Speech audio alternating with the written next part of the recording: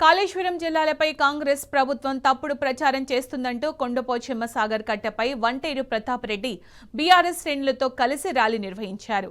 ఇవి కావా కాళేశ్వరం జిల్లాలకు సాక్ష్యం అంటూ పరవళ్లు తొక్కుతున్న నీటిని చూపిస్తూ రేవంత్ సర్కారును నిలదీశారు.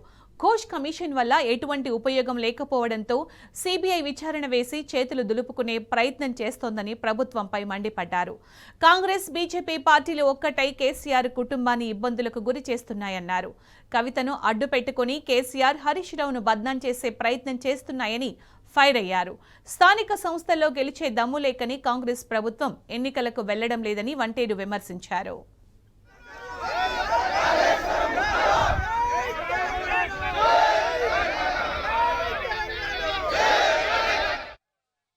రాష్ట్రం అంటే కేసీఆర్ అంటే తెలంగాణ కోసం మేము పుట్టినటువంటి వ్యక్తి కేసీఆర్.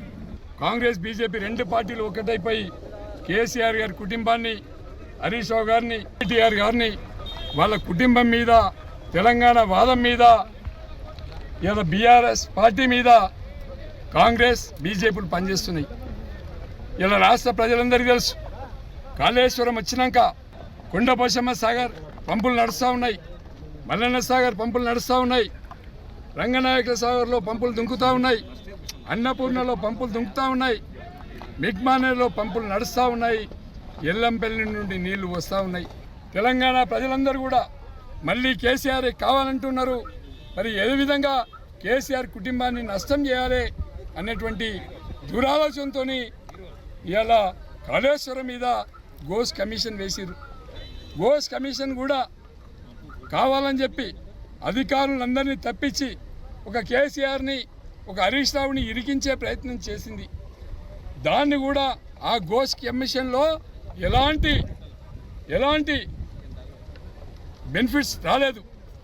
ఇంకా ఈ రాష్ట్ర ప్రభుత్వం చేసేదేమీ లేదు. కాబట్టి దీన్ని సిబిఐకి అప్పచెప్పి చేతులు దుడుపుకునే ప్రయత్నం రేవంత్ రెడ్డి గారు చేశారు. మరి ఏది ఏమైనప్పటికీ కూడా ఇవాళ కేసీఆర్ గారి మీద చేస్తున్నటువంటి ఆరోపణలు వాస్తవాలు కాదు అన్నటువంటి సంగతి కూడా అందరికీ తెలుసు. తెలంగాణ ప్రజల మీరు ఆలోచించండి, తెలంగాణ విద్యార్థులు ఆలోచించాలి, తెలంగాణ రాష్ట్రం ఏర్పడ్డాకనే ఈ ప్రాంతం ఏ విధంగా సస్యశ్యామలమైందో అందరూ కూడా ఆలోచించి నిర్ణయాలు తీసుకోవాలని చెప్పి మనస్ఫూర్తిగా ప్రజలందరినీ కోరుకుంటున్నాం.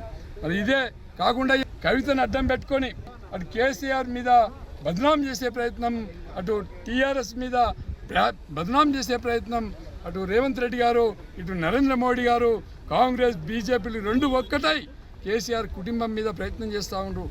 ఏది చేసినా తెలంగాణ ప్రజలున్నారు, కేసీఆర్ని కాపాడుకుంటారు. ఎప్పుడు ఎలక్షన్లు పెట్టినా వన్ సైడ్ ఎలక్షన్ ఉంటుంది. ఎప్పుడు మీకు దమ్ముంటే, మీకు చిత్తశుద్ధి ఉంటే ఎమ్మెల్యేలతో రాజీనామా చేయండి, వాళ్ళు గెలుస్తారా చూడండి. మరి లోకల్ బాడీ ఎలక్షన్లు ఎందుకు పెట్టుకుంటలేరో అది కూడా ఆలోచించాలి.